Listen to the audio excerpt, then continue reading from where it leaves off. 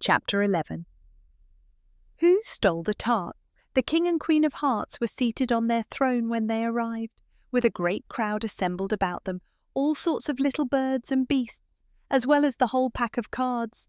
The knave was standing before them, in chains, with a soldier on each side to guard him, and near the king was the white rabbit, with a trumpet in one hand and a scroll of parchment in the other.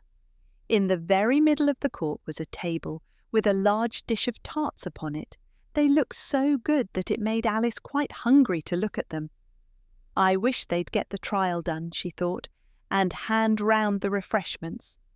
But there seemed to be no chance of this, so she began looking at everything about her to pass away the time.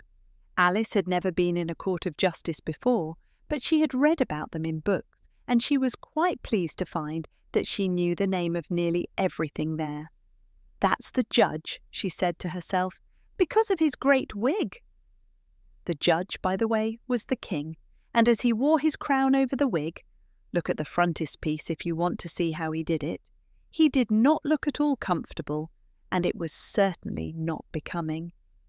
"And that's the jury box," thought Alice, "and those 12 creatures," she was obliged to say creatures, you see, because some of them were animals and some were birds. "I suppose they are the jurors." She said this last word 2 or 3 times over to herself, being rather proud of it, for she thought, and rightly too, that very few little girls of her age knew the meaning of it at all. However, jurymen would have done just as well. The 12 jurors were all writing very busily on slates. "What are they doing?" Alice whispered to the Griffin. "They can't have anything to put down yet, before the trial's begun." "They're putting down their names," the Griffin whispered in reply, for fear they should forget them before the end of the trial. "Stupid things!" Alice began in a loud, indignant voice, but she stopped hastily, for the White Rabbit cried out, "Silence in the court!" And the king put on his spectacles and looked anxiously round to make out who was talking. Alice could see, as well as if she were looking over their shoulders, that all the jurors were writing down stupid things on their slates, and she could even make out that one of them didn't know how to spell stupid, and that he had to ask his neighbour to tell him. "A nice muddle their slates'll be in before the trial's over," thought Alice. One of the jurors had a pencil that squeaked. This, of course, Alice could not stand, and she went round the court and got behind him, and very soon found an opportunity of taking it away. She did it so quickly that the poor little juror, it was Bill the lizard, could not make out at all what had become of it. So, after hunting all about for it, he was obliged to write with one finger for the rest of the day, and this was of very little use, as it left no mark on the slate. "Herald, read the accusation," said the king. On this, the White Rabbit blew 3 blasts on the trumpet, and then unrolled the parchment scroll and read as follows: "The Queen of Hearts, she made some tarts, all on a summer day. The Knave of Hearts, he stole those tarts and took them quite away." "Consider your verdict," the king said to the jury. "Not yet, not yet," the rabbit hastily interrupted. "There's a great deal to come before that." "Call the first witness," said the king, and the White Rabbit blew 3 blasts on the trumpet and called out, "First witness!" The first witness was the Hatter. He came in with a teacup in one hand and a piece of bread and butter in the other. "I beg pardon, your majesty," he began, "for bringing these in, but I hadn't quite finished my tea when I was sent for." "You ought to have finished," said the king. "When did you begin?" The Hatter looked at the March Hare, who had followed him into the court, arm in arm with the Dormouse. 14th of March, I think it was," he said.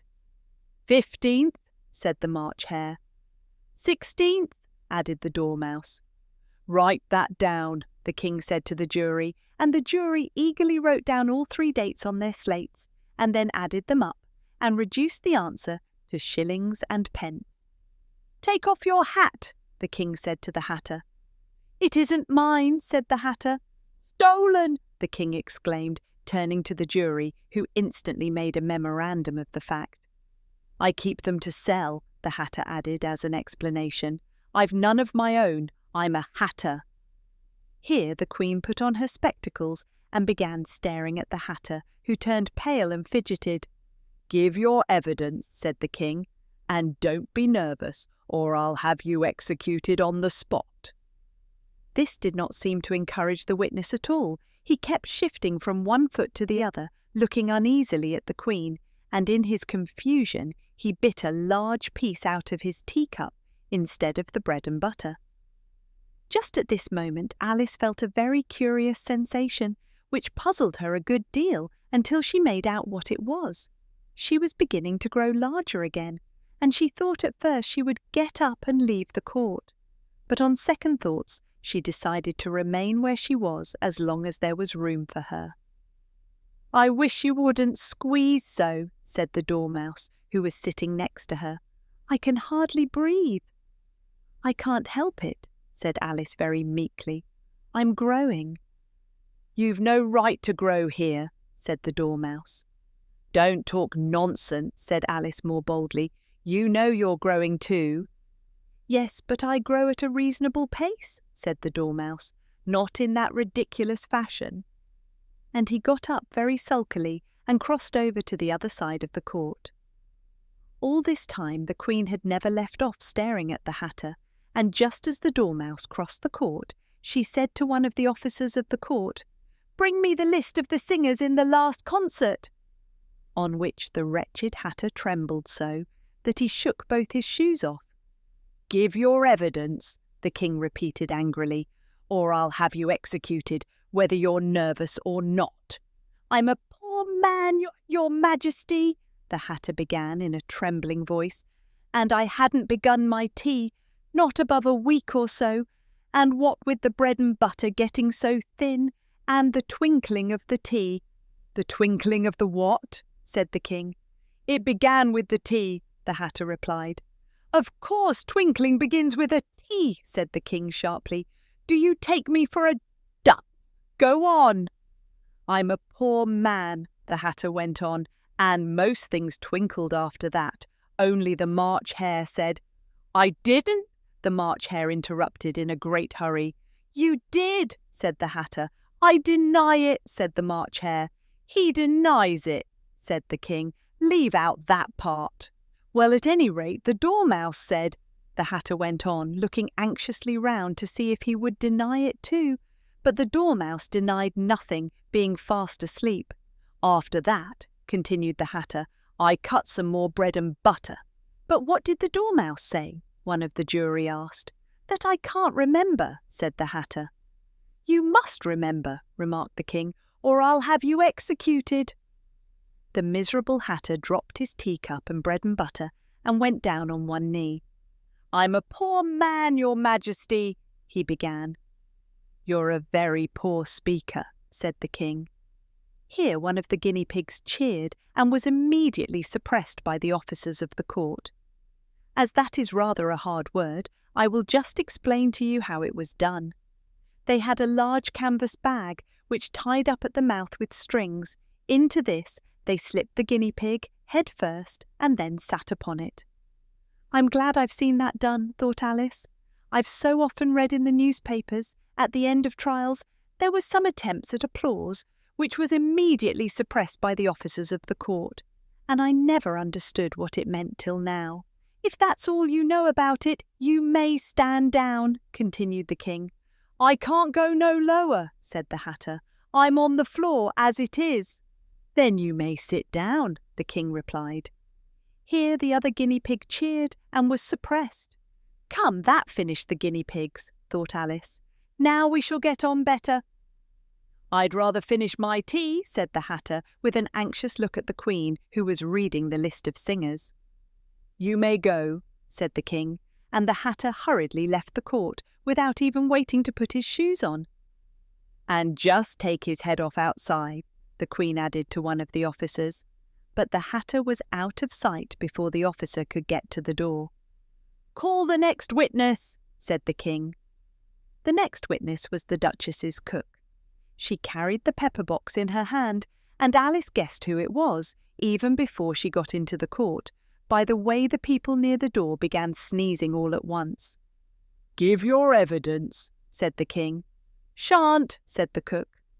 The king looked anxiously at the White Rabbit, who said in a low voice, "Your Majesty must cross-examine this witness." "Well, if I must, I must," the king said, with a melancholy air, and after folding his arms and frowning at the cook till his eyes were nearly out of sight, he said in a deep voice, "What are tarts made of?" "Pepper mostly," said the cook. "Treacle," said a sleepy voice behind her. "Collar that dormouse," the queen shrieked out. "Behead that dormouse! Turn that dormouse out of court! Suppress him! Pinch him! Off with his whiskers!" For some minutes the whole court was in confusion, getting the dormouse turned out, and by the time they had settled down again, the cook had disappeared. "Never mind," said the king with an air of great relief. "Call the next witness." And he added in an undertone to the queen, "Really, my dear, you must cross-examine the next witness. It quite makes my forehead ache." Alice watched the White Rabbit as he fumbled over the list, feeling very curious to see what the next witness would be like. "For they haven't got much evidence yet," she said to herself. Imagine her surprise when the White Rabbit read out, at the top of his shrill little voice, the name Alice.